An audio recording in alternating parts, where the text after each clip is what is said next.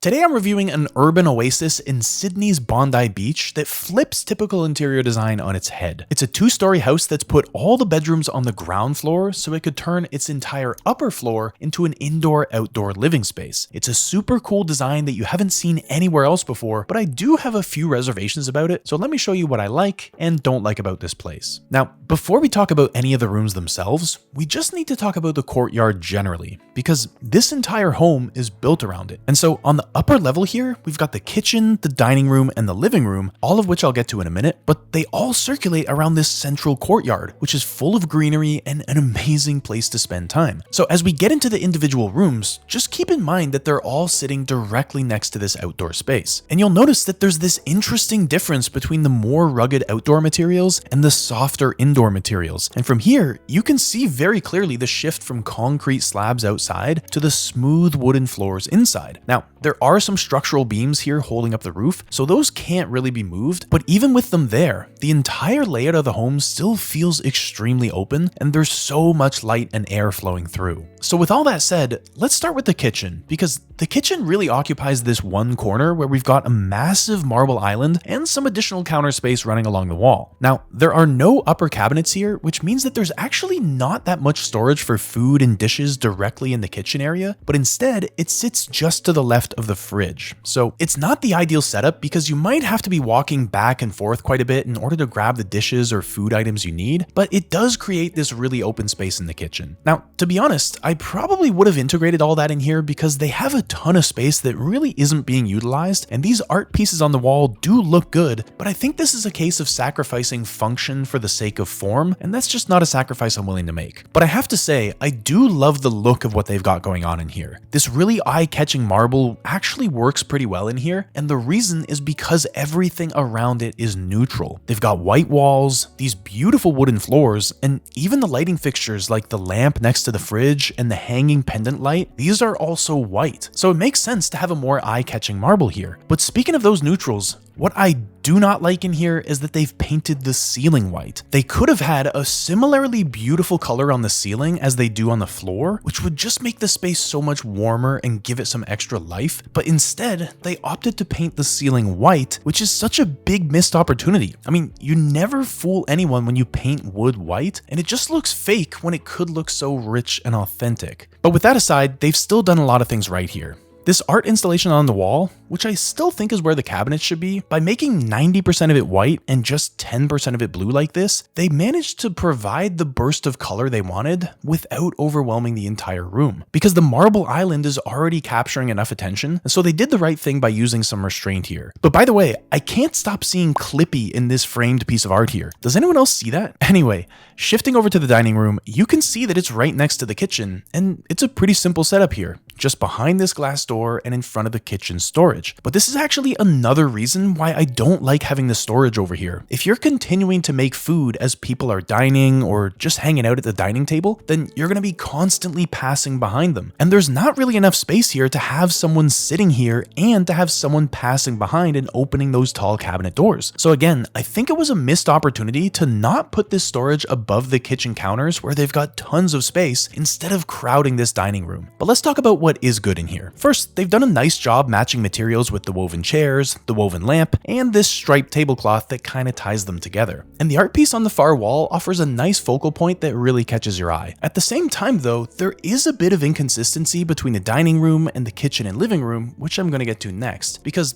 the kitchen was really clean and minimal with the marble island as its sole accent. But here in the dining room, we're leaning more into natural materials and textures that bring some more warmth. So we've got multiple styles all kind of on top of each other on this level of the home, and I think they could have done a better job of keeping things consistent so you don't get hit with a different mood every time you just walk a couple of feet. But with that said, I should really put a label on what's going on up here because this entire upper floor is a blend of two types of modern design. California modernism, which is all about opening the home to the outdoors, and tropical modernism, which takes that indoor-outdoor idea and makes it work in even warmer climates. And that's why instead of of treating the kitchen like a closed-off utility zone, it becomes the center of the home and is actually closer to the garden and sky than it is to the bedrooms down below. And because this is a home with no fireplace or grand dining table, the marble island actually becomes the home's central focal point. And so that balance between the weight of the stone and the airiness of the courtyard beyond is really the core of what makes this place so unique. But now let's move to the living room. And as I was saying, you can immediately see that the mood has changed yet again. And now they're leaning way more heavily into bright colors. We've got this cubic, multicolored coffee table, another pink side table next to the couch, some colorful artwork on the back wall, a very colorful bookshelf, and a bold rug underneath it all. Now, you might look at this and say that it all looks fine, but I think there's two reasons why this doesn't quite work. Number one is what I already mentioned, which is that this is quite a bit different from what we saw in the kitchen and dining room. And it's a bit of an eruption of color all in one space when we haven't really seen much other color throughout the home, which makes it feel a bit off in here. But the second reason is that it's just overdone. I think if they had just added color through a couple of elements, like maybe one of these small side tables or a single piece of captivating art, then that would be totally fine. But instead, they've thrown color at you from a ton of different angles, and it's just too much. The first thing I would do if I were in this space would be to replace the rug with something neutral and timeless. Maybe a jute rug or something else that sits in between the tones of the floor and the sofas. It doesn't blend in with either of them, but just provides more of a transition between those two major elements. And then whatever color you do choose to inject in the room would stand out so much more, because right now there's just too much color in this small space and it starts to lose the effect. But with all that said, let's talk about what does work, because there is a lot of good stuff going on in here. First, the sofas look great, and they create a perfect conversation zone that's just the right size for a small group,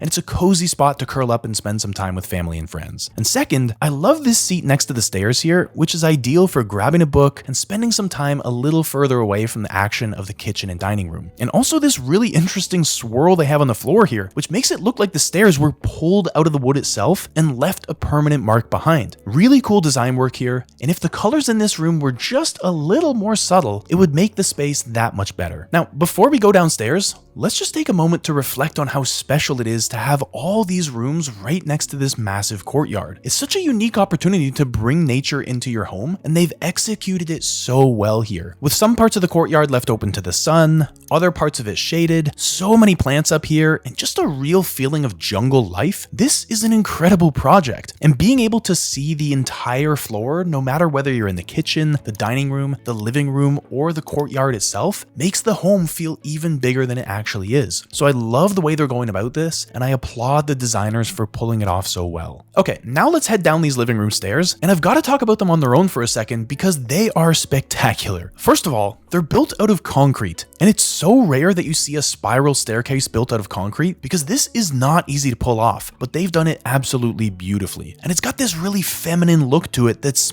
just enchanting. Spiral staircases are normally an indication of not having enough space in your home since they're pretty space efficient, and that may have been true here as well, but the fact that they've turned this staircase into a design element of its own just shows how far ahead the designers were thinking. And they use this beautiful oak wood for the steps with a solid brass handrail that just looks so classy and refined, and then you step down onto this terrazzo floor that looks amazing as well. I love it. And if you're wondering about the style here, this is very much a brutalist staircase. And you can tell not only because it's made of concrete, but because in brutalist design, everything is left raw and honest. Instead of trying to hide the imperfections here, the concrete keeps its natural texture and just presents itself as it is. It's not easy to pull off a brutalist element in such a modern home like this, but again, they've done it to perfection. But now that we're downstairs, let's take a quick look at the primary bedroom. And you can see there's a very clear palette in here with this soft blue-gray, and they've matched the walls with a slightly deeper blue on the curtains and on the bedding itself. It's not a particularly large room, but because they've got a sliding floor-to-ceiling glass door behind these sheer curtains, it still gets tons of natural light. And they've gone with the same wooden floors that they've got upstairs, and this is exactly the kind of rug that I would have preferred to see in the living room instead of that multicolored one. And then this home has two kids' rooms as well, both of which also seem quite small, but they've opted for some fun pastel colors on the beds and a pretty minimal setup overall. But what I think is really special is what sits outside of the bedrooms, because As you can see here, they've got this small pathway running along the outside of the home that feels like its own little jungle. So if there wasn't enough greenery upstairs, then they certainly have it down here. And this is directly outside of those sliding glass doors, which they've got on all 3 bedrooms, which is a really nice touch. But of course, there is a big problem here, which is that if the curtains aren't closed in your bedroom, then any of your family members can easily walk by and look in, which, especially for the parents, may not be something they love. And as the kids get older and enter their teenage years, they probably won't be happy about it either. So they haven't quite solved for privacy here, and I'd say that's another miss. And then the other thing to keep in mind is that because the bedrooms are so close to all this greenery, you're just inviting insects inside every time you open that door. And so they should expect to have mosquitoes around pretty frequently, especially in a humid coastal environment like Bondi Beach. But now I want to show you 2 of the bathrooms. The first is the master bathroom, which as soon as you walk in, you're greeted with this beautiful freestanding tub, which just looks so comfortable. And behind it is this gorgeous wallpaper. But this isn't just a normal wallpaper showing any kind of landscape. It's actually a very particular artistic style known as Shan Shui, which dates back more than 1,000 years and uses these layers and fading silhouettes to express feelings of calmness, distance, and silent reflection. And it's in here because the homeowners used to live in Hong Kong, and they like to be reminded of the landscapes and art they encountered there. And then beside the tub here, you can see this big picture window on the far wall, a small vanity, and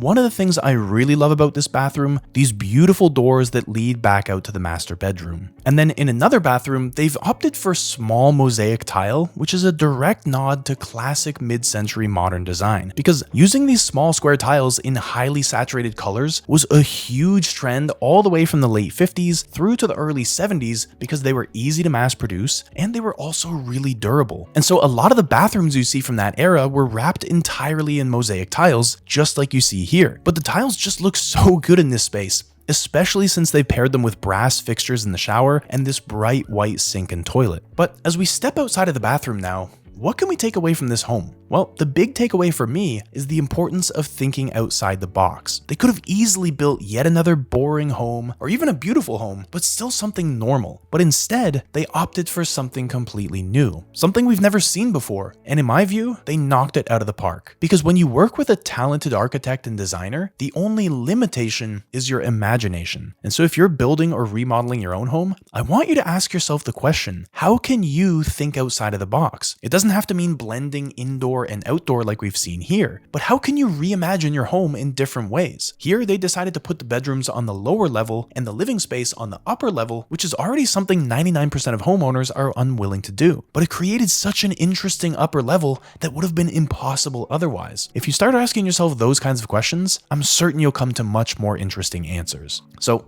I'm breaking down a ton of homes like this one, so make sure you subscribe if you want to see more of these videos. And I've put links to a few other really unique homes in the description, so if you're buying or remodeling your own home, you'll have plenty of inspiration to draw from. And if you want to see an even more impressive home than this one, check out my breakdown of this luxury chalet in the French Alps. It's a spectacular place with a couple of hidden secrets and a pretty cool surprise downstairs, so I think you're going to like that one too. Thanks for watching, and I'll see you in the comments.